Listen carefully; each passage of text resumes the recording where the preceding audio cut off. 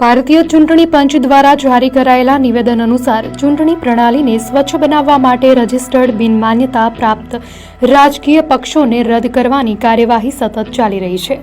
આ કાર્યવાહીના પ્રથમ તબક્કામાં 9 ઓગસ્ટ 2025ના રોજ 334 પક્ષોને રદ કરવામાં આવ્યા હતા। આ અભિયાનના બીજા તબક્કામાં 18 સપ્ટેમ્બર 2025ના રોજ વધુ 474 પક્ષોને રદ કરવામાં આવ્યા છે। આ નિર્ણય જનપ્રતિનિધિત્વ અધિનિયમ 1951ના નિયમો અનુસાર લેવામાં આવ્યો છે, જેમાં જણાવાયું છે કે જો કોઈ પક્ષ સતત 6 વર્ષ સુધી કોઈ ચૂંટણી ન લડે તો તેની નોંધણી રદ કરવામાં આવશે।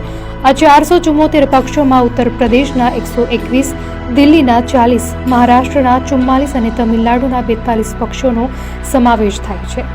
આ ઉપરાંત ગુજરાતના પણ 10 પક્ષો આ યાદીમાં સામેલ છે।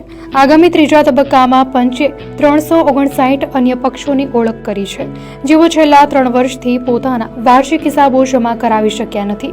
તેમને પણ નોટિસ પાઠવવામાં આવશે।